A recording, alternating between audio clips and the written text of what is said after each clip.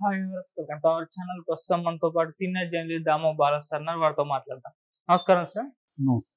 Sir, YS Bharati గారి పైన గత కొన్ని రోజుల నుంచి కూడా కొన్ని రూమర్స్ స్ప్రెడ్ అవ్వడం మనం చూస్తున్నాం సార్. ఎమ్మెల్యేగా పోటీ చేస్తారు పులివెందుల నుంచి అని చెప్పేసి. అయితే ఇప్పుడు మరొక న్యూస్ ఆమె గురించి ఏమంటే సార్, వైసీపీ ప్రెసిడెంట్‌గా ఆమెను చేయబోతున్నారని చెప్పేసి అంటున్నారు సార్. మరి ఇది చేసే ఛాన్స్ ఏమన్నా ఉందా సార్? వైసీపీ మీద రకరకాల పుకార్లు ముందు నుంచి కూడా వస్తున్నాయి. దీనికి కొంత కారణం ఏందంటే వైసీపీ పని అయిపోయింది, జగన్ పని అయిపోయింది అని ఒక నెరేటివ్‌ని తెలుగుదేశం వాళ్ళు గాని, కూటమి వాళ్ళు గాని తీసుకెళ్తున్నారు. ఇది మామూలే రాజకీయాల్లో. ఎప్పుడైనా ఓడిపోయినా, అందులో దారుణంగా ఓడిపోయిన రాజకీయ పక్షం నాశనం అయిపోయింది, ఇంక అయిపోయింది దాని పని అనేది ప్రచారం చేస్తారు. మనకు గతంలో కూడా కాంగ్రెస్ పని అయిపోయింది, ఎవరు లేరు, రాహుల్ గాంధీ పనికిరాడు, ప్రియాంకకి ఇంట్రెస్ట్ లేదు, సోనియా గాంధీకి అల్సర్ లేదు, సో కాంగ్రెస్ పని అయిపోయింది అన్నారు. అదేం పని అయిపోలే. ఇప్పుడు మళ్ళీ దాదాపు 100 సీట్లు వచ్చాయి వాళ్ళకి, ఒకటి తక్కువ 100 వచ్చాయి. అలాగా రాజకీయ పక్షాలు ఏంటంటే ఖచ్చితంగా కొన్ని ఉనికిని కూడా కోల్పోతాయి. ఇప్పుడు బీఎస్పీ లాంటివి ఆల్మోస్ట్ ఉనికిని కోల్పోయినాయి. ఒకప్పుడు అతిపెద్ద రాష్ట్రమైన ఉత్తరప్రదేశ్ను పరిపాలించిన బీఎస్పీ ఇవాళ చాలా అసలు ఎన్నికల్లోనే పోటీ చేయలేదు. అలాగా మనకు కొన్ని పార్టీలు కనిపిస్తాయి. అట్లా రాజకీయ పార్టీలు కొన్ని కనుమరుగు కూడా అవ్వచ్చు, అవ్వవు అని కూడా గ్యారంటీ లేదు. ఎందుకంటే అవి సింగిల్ నాయకుడు కింద, నాయకురాల కింద ఉంటున్నప్పుడు వాళ్ళు బలహీనపడితే పార్టీ బలహీనపడిపోతుంది. అలాగే కానీ ఇక్కడ పరిస్థితి చూసినప్పుడు జగన్ బలహీనపడే పరిస్థితి అయితే ఇమ్మీడియట్గా అయితే ఇంక కనిపించలేదు. ఖచ్చితంగా అయితే బలహీనం పడతాడు, కానీ కంప్లీట్గా మాయమైపోయే పరిస్థితి అయితే లేదు. ఖచ్చితంగా వీక్ అయితే అయ్యాడు. దాని నుంచి కొంత బలం పుంజుకునే అవకాశం ఉంది. ఇక ఓట్ల పరంగా చూసుకుంటే 40% ఓట్లు వచ్చాయి. అదేం తక్కువ అయితే కాదు. మొన్న కూడా విజయవాడ దీంట్లో మున్సిపాలిటీలో మొత్తం ఇది వాళ్ళు తీసుకోగలిగారు. కాబట్టి ఇంకా రకరకాల ఎలక్షన్స్ ఉంటాయి. రెండోది, వీళ్ళ పరిపాలన కంపేర్ చేస్తారు వీళ్ళు. ఎందుకంటే విపరీతంగా వైసీపీ అరాచక పాలన, అభివృద్ధి లేదు అన్నారు. ఇప్పుడేమో చంద్రబాబు మళ్ళీ జగన్ మీద నెపమేస్తున్నాడు, పరిశ్రమలు రావట్లేదని జగన్ చూసి భయపడుతున్నారంట. మరి నువ్వు భయపడకుండా ఎందుకు తేలేకపోతున్నావు? నువ్వు పెద్ద పుడింగి విజనరీ అని కదా ప్రచారం చేశారు. మరి అంత విజనరీ అయితే పనికిమాలిన జగన్ని చూసి రాకుండా ఉంటే ఇంకా ఈ విజన్ దేనికి? వేస్ట్ కదా. సో అదేదంటారు, ఆడలేనోడు మధ్యలో ఓడన్నాడని, అలాగా ఉంది. ఎందుకంటే ఇవన్నీ ఏదో ప్రచారం చేశారు. నిజంగా గ్రౌండ్ రియాలిటీ వేరే ఉంటుంది, దిగినేటప్పుడే తెలుస్తుంది. రెండోది, కొత్తగా అప్పులు ఉన్నాయా, ఇప్పుడు అప్పులు ఉన్నాయా, ఆర్థిక పరిస్థితి బాగాలేదా అంటున్నాడు.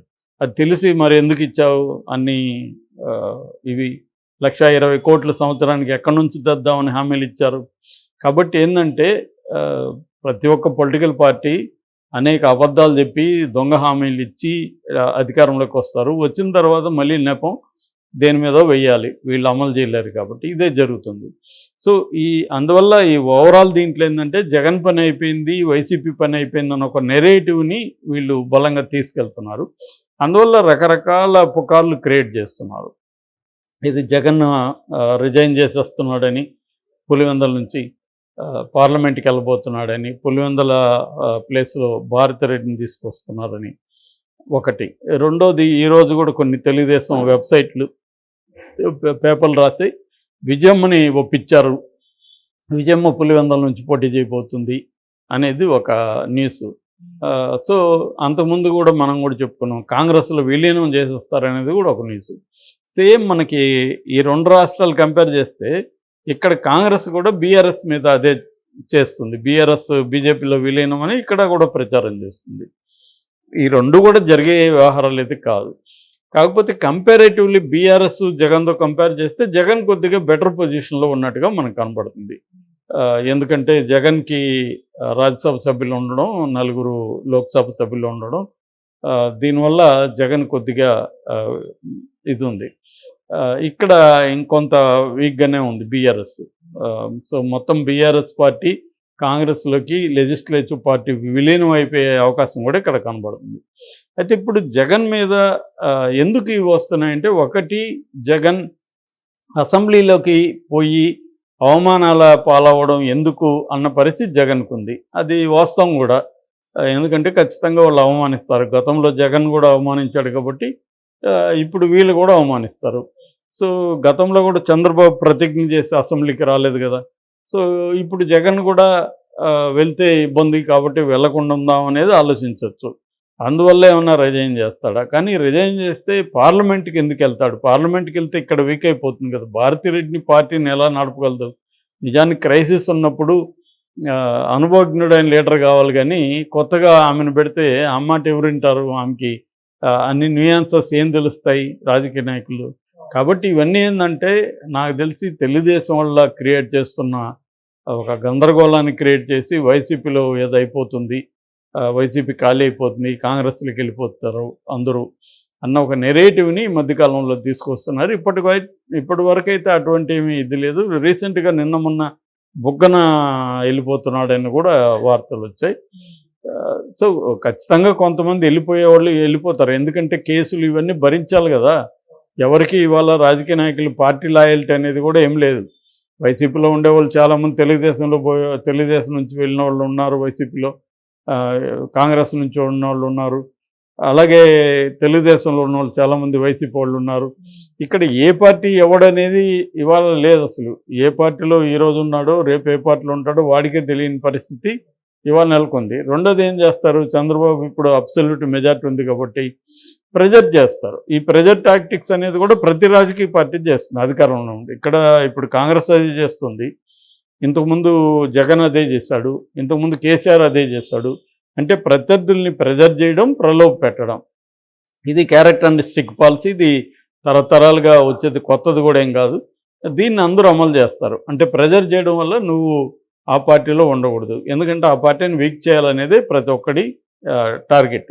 కేసీఆర్ టార్గెట్ కాంగ్రెస్ని వీక్ చేయాలి కాబట్టి కాంగ్రెస్లో ఉన్న వాళ్ళు మెజార్టీ లాక్కున్నాడు, తెలుగుదేశంలో మెజార్టీ లాక్కున్నాడు.